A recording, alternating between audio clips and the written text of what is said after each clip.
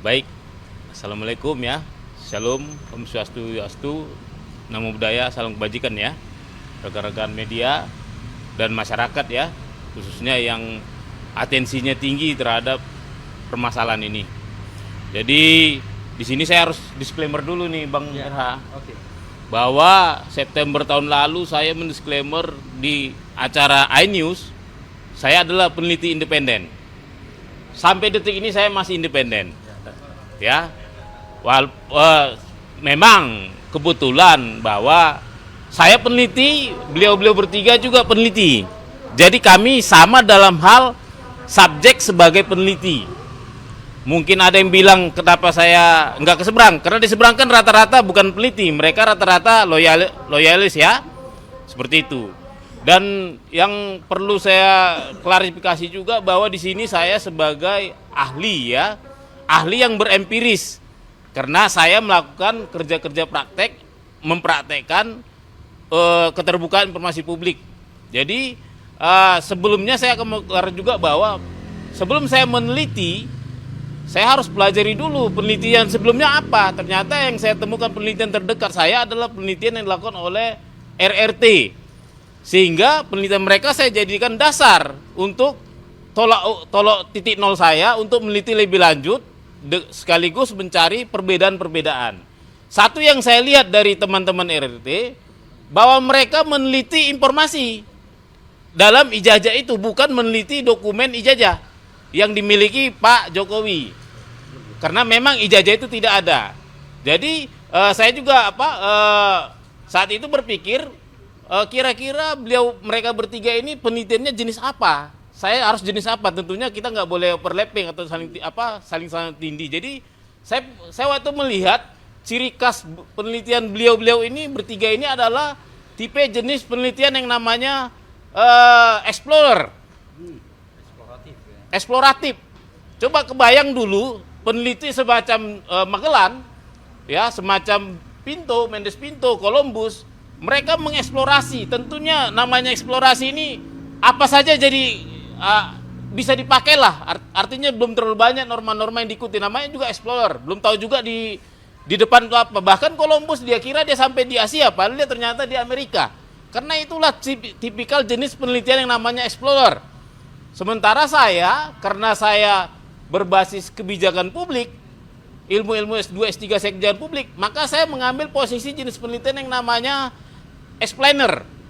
Peristiwa ini sudah ada, saya tinggal menjelaskan saja. Nah, ini akan menjadi tolok ukur bagaimana mengukur karakter penelitian beliau-beliau ini, karakter penelitian saya. Tentu ini akan berbeda.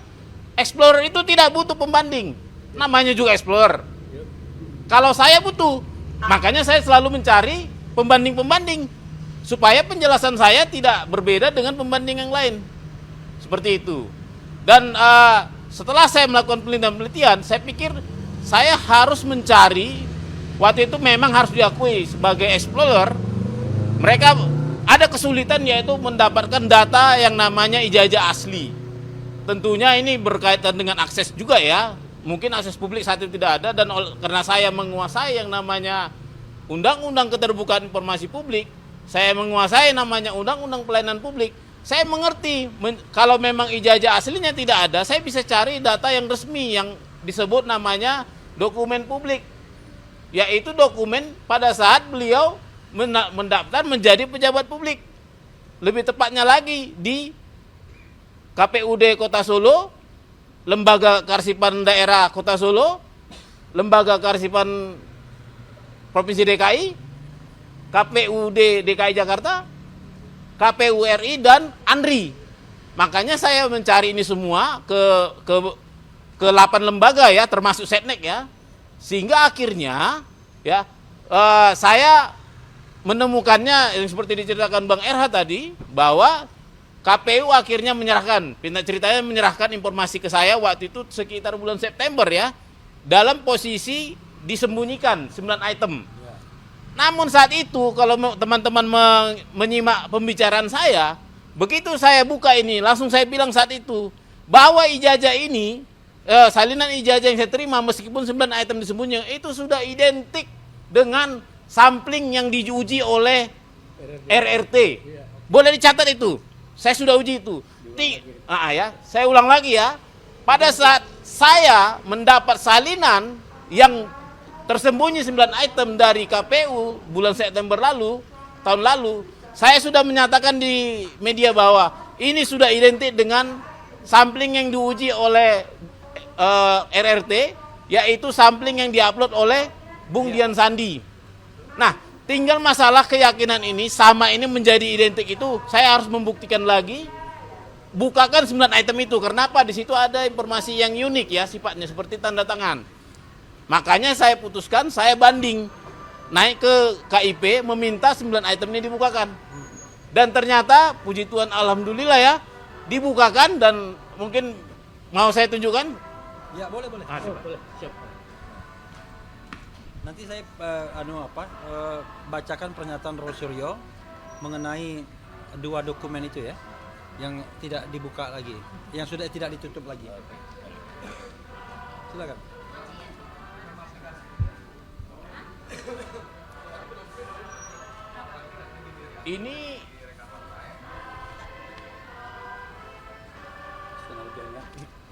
Ini awal yang dia disembunyiin ya.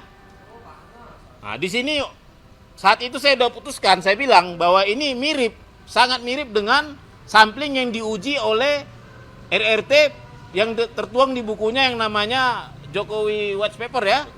Dan ini sudah ada juga di situ. Nah, setelah saya cek, saya minta ke KPU, saya memperoleh yang ini ya.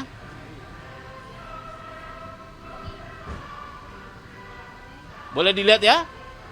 Nah, boleh dibandingkan ini.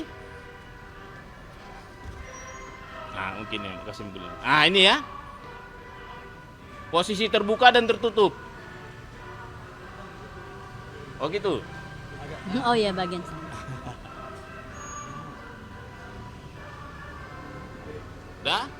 Nah, karena dari awal kita statementkan bahwa yang diuji mereka adalah informasinya, informasi yang ini, maka informasi ini identik 100% sama dengan informasi yang ada di ijazah asli, yang katakanlah asli ya, sama dengan yang ada di Dian Sandi. Yang diupload ya.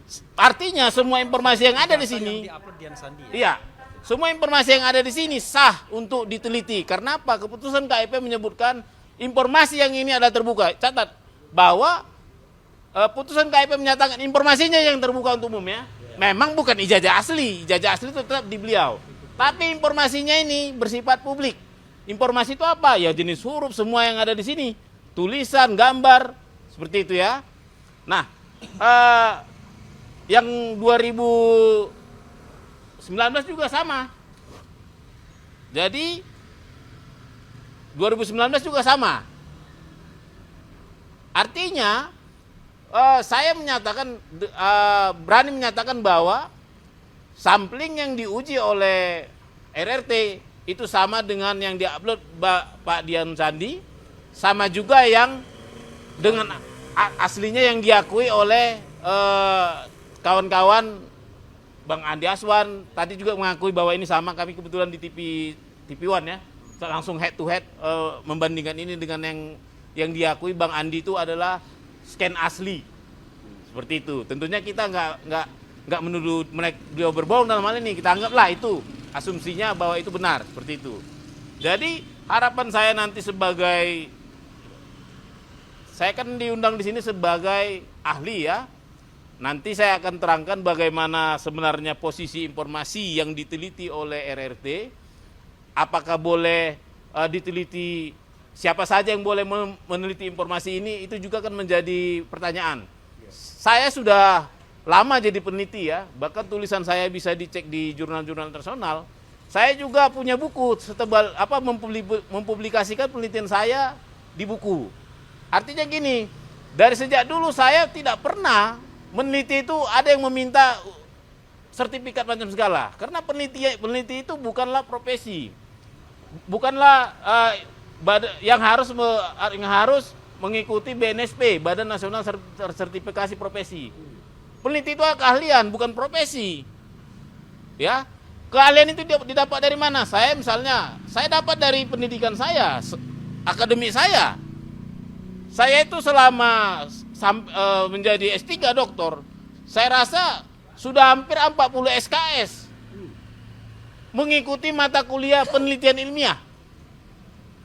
Ya, itu catat. Artinya ini modal akademi setiap, apalagi beliau ini peneliti semua, ada yang udah S3 ya. Saya tidak akan ragukan. Penelitian S3-nya saja itu sekitar untuk metodologi penelitian 6 itu sekitar 19 SKS S3. Tambah S2 itu 6 SKS. 6 SKS tambah S1 mungkin metodologi penelitian itu 3 SKS ya. Artinya ini sudah cukup jadi bukti bahwa orang itu secara akademik adalah peneliti. Seperti itu. Barangkali itu aja ya dari saya, mungkin Ya, ada. ya terima kasih Bung Bonatua ya.